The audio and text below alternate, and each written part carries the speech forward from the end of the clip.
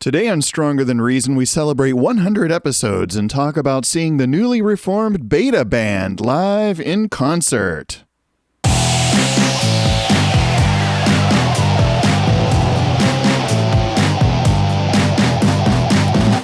Welcome to Stronger Than Reason. So 100 episodes. Here's where I put in the obligatory, I never thought it would last this long. I started this show in January 2023.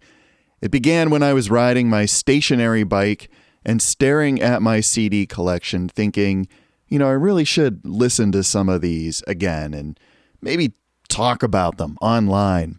So episode 1 was all about Ministry's Twitch, and we just went from there, didn't we? So this show is proof, I suppose, that anyone can do this.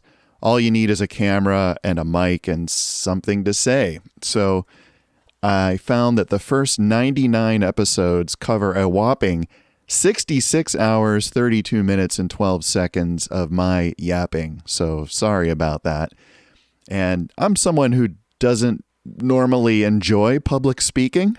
So thanks to everyone who's made this not just a TED Talk, but more of a conversation by leaving comments. I think it's fun to connect with you all.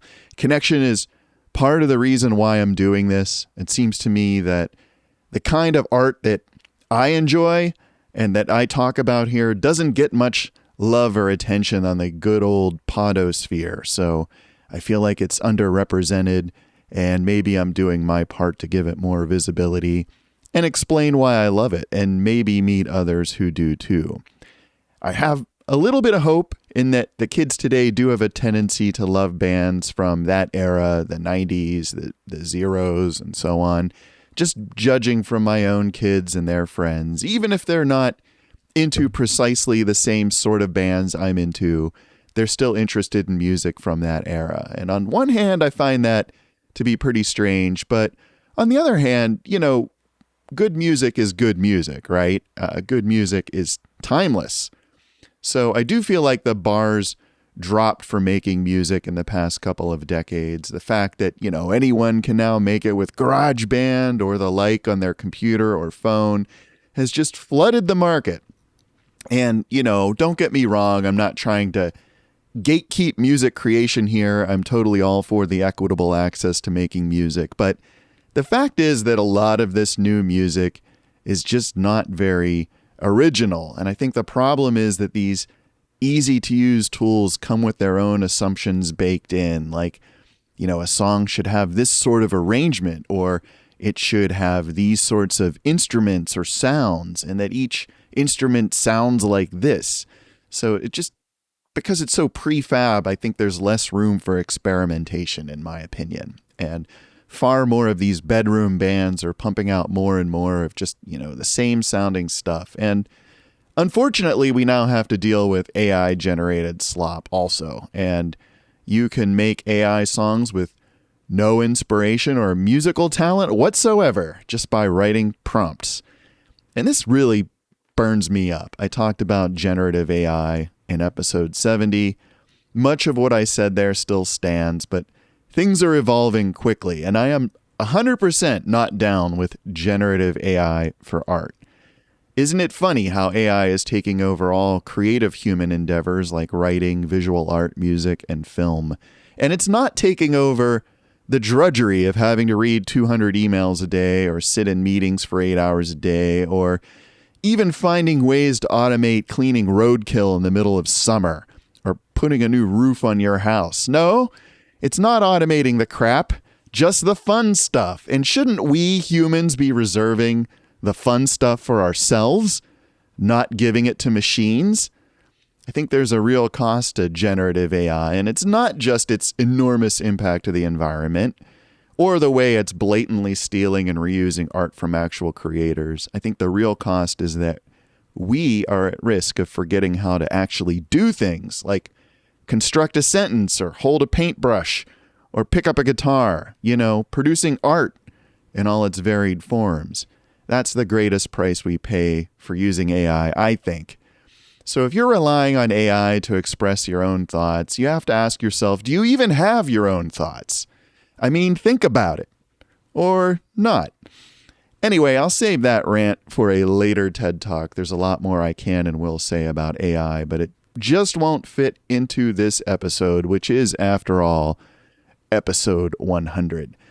So today I'm interested in milestones. 100 episodes is supposedly some kind of magic number in YouTube land. They say you need to post 100 videos to a channel before it can even have the opportunity to really take off. Personally, I don't buy it. In my experience, you need two things for your channel to take off. You need compelling content and, most importantly, to put it out frequently and regularly. The more frequent, the better. So think of it this way. Every time you post a new episode, it's like putting your foot on the gas pedal. And without fail, you'll see your analytics get a bump for a while and then kind of trail off. And the size of that bump is proportional to how well your video connects to your audience. But there's always a bump. On this channel, simply mentioning KMFDM will ensure a big response. Evidently, a lot of folks here are my peeps from the KMFDM subreddit. So cheers, everyone. Thank you for your support. But frequency of posting is also super important. I experienced the most growth here when I was posting weekly, but considering it takes 5 or 6 hours of my time to fully assemble, record, and edit one of these episodes, it just wasn't realistic to keep up that pace. I have, other things I need and want to do with my time, like, buying ammunition and running the cat rescue and the open heart surgery down at the ER and collecting Hummel figurines. It's just a busy life. So an episode a week was just burning me out, and it's no wonder that so many podcasters and YouTubers are quitting these days, because at some point you realize it's becoming a full-time job, one that has zero benefits and that pays significantly less than your day job if you're getting paid at all, which I am not, to be completely clear. So unless you're in the top, 0.1% of content creators, keeping your foot on the gas just isn't really sustainable. And that's definitely true for me. So this channel has grown very slowly, but it is still growing. Rest assured, at its current pace, I am not at risk of monetizing anytime soon. And regardless, I have disabled all ads. You should never get an ad on this channel, on YouTube, or any other platform. I'll do everything in my power to guarantee that Stronger Than Reason will remain ad-free for the conceivable future. I'm still just one guy on the internet speaking his mind. I'm not sponsored, part of a podcast network, or beholden to any god, kingdom, or state. There's no corporation or advertiser putting words in my mouth. This is and will remain an independent operation. And regardless of anything else, I am proud of that.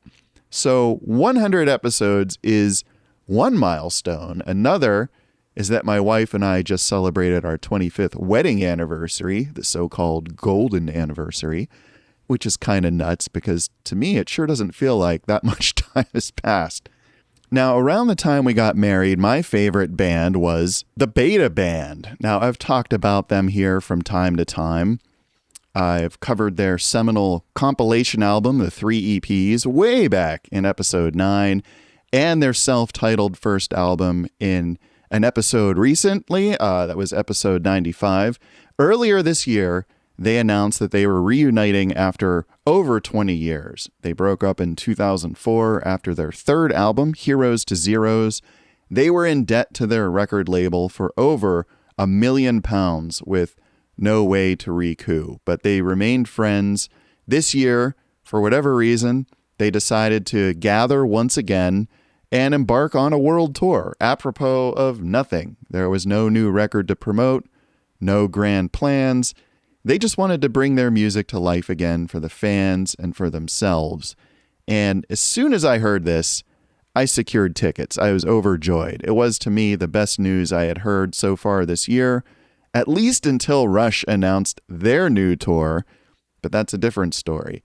So a few weeks ago, the wife and I caught the Beta Band live, and they fit perfectly into our anniversary celebrations, because after all, we had seen them way back in 2001 on tour for their second album, Hot Shots 2, and seeing them do their thing again brought back all kinds of fun memories of those early days of our marriage. And we got to the venue really early this time and secured a spot along the balcony rail right next to the stage. And we're just looking right down at them.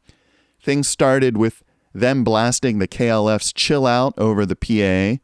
And as the place filled up, they brought out a DJ. He came out wearing a gray hoodie and a kabuki mask and played a pretty eclectic set off an iPad. And a half an hour later, another DJ relieved him. This guy was wearing a yellow hoodie and another sort of mask. He played his set on vinyl. Word in the internet was that these were none other than the Beta Band members, Steve Mason and John McLean, who were creating their own opening act. And the second guy was kind of a giveaway since he was using John's own decks and vinyl. Promptly at 8:45, the DJ left, the band came on, and they jumped directly into Intermeet Me from their second EP, The Patty Patty Sound, and we were off. I loved seeing the show from up in the balcony where I could have a clear view of what everyone was doing. This was the Beta Band, so there was a ton of instrument switching. Everyone played drums at times. Sometimes they all played drums together. Steve Mason generally played acoustic guitar and was their main singer, though the other guys occasionally did sing lead as well. John McLean handled samplers, keyboards, vinyl, assorted instruments. I think it's important to note that they did not use any backing tracks. John was manually looping whatever samples they used. They weren't just playing to a tape. They were making music manually, without a click, just as they've always done. And most of the time, it held together. Sometimes, I'll admit, it was more loose, shall we say, but that only contributed to their charm and reinforced that this show was happening in the moment. Everything was clearly happening on the fly. Robin Jones was mainly on the drum kit, though he occasionally came out to play hand percussion and other instruments. At the end of Squares, he even used a keyboard with a breath controller, which I distinctly remember John doing in 2001 while they played their song Unknown. So that's still something that's in their repertoire. You know, breath controllers for synths are not something you normally see a band use. So they're really thinking out of the box. Richard Greentree was primarily on bass, and you know what fantastic bass lines he had. I was just grooving to him the entire night. And that's the thing I love about this band and their music, and that's the groove. A lot of their songs take inspiration from trip hop, another genre I love, just with a lot of dirty break beats here and there. Not a lot of fast songs. They're slower and more groovy. It's not just straight up rock, okay? It's more about being laid back. And I just love how they marry up the beats aspect of trip hop with more traditional instruments like acoustic guitars and percussion and piano and just tons of found sounds. They're hugely inspiring. They are not cookie cutter at all. They're not following anyone else's template for how to make music. And watching them live, it's obvious they were all just having a blast up there. I mean, who wouldn't? It's like kids at play is what it is. Young kids have no concept of what music is supposed to sound like. It's just genre free. It's anything goes. And the same is true for the Beta Band. And yet, all of their songs have a distinct shape. It's not just free-form experimentation. All of the songs were completely recognizable. They recreated them amazingly well, just adding all the little touches that gave each song its identity. More on that later. But yeah, there was a lot going on the stage, and it was a super fun show to watch. And I was happy that we had this perfect view of it all. They had some extra percussion stations, which saw a lot of use, just bongos and congas and some wood blocks and such. And they played nearly all of the 3 EPs, minus 2 songs. So they didn't play the Monolith from the Patty Patty Sound, which is a long experimental noise piece, like 15 minutes long. So that made sense. And they didn't play It's Over from Los Amigos del Beta Bandidos, which is maybe the next least song-like track on that set of songs. So they played their big hit, Dry the Rain, of course, which, you know, they surprisingly didn't do as an encore. It was actually part of the main set. And as an extra special treat on that song, John McLean busted out a trumpet to play the horn part, which was fantastic because when we saw them in 2001, the original trumpeter from the album, John Levian, came out on stage to play just those parts. So it was cool this time to see John McLean pick up a horn and handle it this time. And when he pulled that thing out towards the end of the song, I was like, oh shit, here we go. And I was not disappointed. He nailed it. She's the One was another highlight with John playing the jaw harp. It was just hilarious and awesome. Bow, bow, bow, bow. So whether he was pulling out another instrument or scratching vinyl or looping samples, he was just adding tons of spice to these songs and tons of character. And they completely switched up instruments for Needles in My Eyes, as they usually do. Steve went on to the organ, Robin took the guitar, John took the bass, and Richard got behind the drum kit. And it was funny because as they did this, Steve made a joke that there's no explanation needed for this. And they just proceeded to play Needles in My Eyes exactly as it sounded on the record. Just the fact that they all switched around gives that song its own completely unique character. And they played only one other song, one song from their first album. It was one of my favorite songs. It's Not Too Beautiful. I think I talked about this in the previous Beta Band episode. It's just such a weird song, such a powerful song, and it just boggles my mind that they're able to pull it off live, but they did. There were 3 songs from their second album, Hot Shots 2. Squares and Broke were 2 of them. They were amazing. Both were in the encore. Squares especially rocked out. It was like the true pop song on that record. And then they did a deep cut, Alleged, which is really like 2 songs in one. They're just jammed together. Just a beautiful song. And I was interested to see them do it live because I know on record it wasn't Steve singing it. So I didn't know who was singing this song. And live, Richard took the lead vocals on the first half with Robin and John kind of doing backup vocals. So that was really interesting. But it's such a beautiful song, Alleged, from Hot Shots 2. Watching it live just made me appreciate it all over again. And finally, they played just one song from their third album, Heroes to Zeros. It's the lead-off track, Assessment. This was by far the rockiest song of the whole set. It's definitely a power trio kind of affair. Now, I haven't talked about Heroes to Zeros yet, but I would have loved to hear them play at least one other track from that record, Outside, which was the second and final single. It's just truly an amazing song with an equally mind-blowing video. If you've never seen the video to the Beta Band's Outside, go watch it now. It's awesome. They produced it themselves. It's just like completely amazing. But that was their set.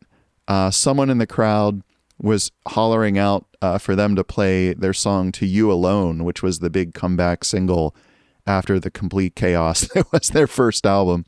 And Steve joked that they couldn't possibly recreate that one unless they threw a bunch of shopping carts down the stairs, which was funny. But really, To You Alone is not terribly unlike some of their other songs, so I don't really know what he was talking about. But the reality is that they're not changing up their set list on this tour. The set was pretty much the same every night from what I can tell. They played the same 12 songs in the main set, the same 3 in the encore. Not that I'm complaining. Again, I never thought that these guys would play music together again. And again, as one of my favorite bands, I am just ecstatic that they're out there doing it. I can only hope they'll decide to record some new stuff. News on the ground about what they're up to has been pretty thin. They haven't given a lot of interviews, so there's not much known about their future intentions. That said, John McLean did say that they haven't ruled out future recordings, but any such activity would have to fit around his new career as a filmmaker. As you might know, John wrote and directed the film Slow West, starring Michael Fassbender. It won an award at Sundance and has a whopping 92% approval rating on Rotten Tomatoes. So John created most of the Beta's music videos over the years and a lot of their goofy freeform films. So this is just an evolution of his skills, becoming a Hollywood director. So who knows what the future holds as ever. But the betas reuniting in any form has definitely been a ray of light in an otherwise fairly dark year. And I'm grateful they came around to my area again after all these years. Cheers, guys. I'm looking forward to the 4th album next year. No pressure. Unfortunately, the tour ended on November 1st in New York. So if you miss them, you miss them. I understand they just announced a show in Halifax. I'm assuming that's the UK Halifax. That's going to be later in 2026. So there might be one more chance for you to see them if you're in the UK. But hopefully this tour was successful enough that they'll decide to come around again. I would think it was, just judging from the full house and the amount of total love that they got at the show I saw. But with the betas, you can never tell. I didn't see their first breakup coming at all. It seemed to me that they were just riding a wave of success, and they decided that wasn't the case. So who knows, but I can hope. Meanwhile, go ahead and give their stuff another listen. It's just so creative and fantastic and enjoyable to listen to. This is a good time to rediscover their music, especially as the leaves are falling from the trees and the sun is setting earlier in the day. It's good to sit down with the beta band and a cup of tea to get lost in their creativity, and I think you'll find it can inspire your own creativity as well.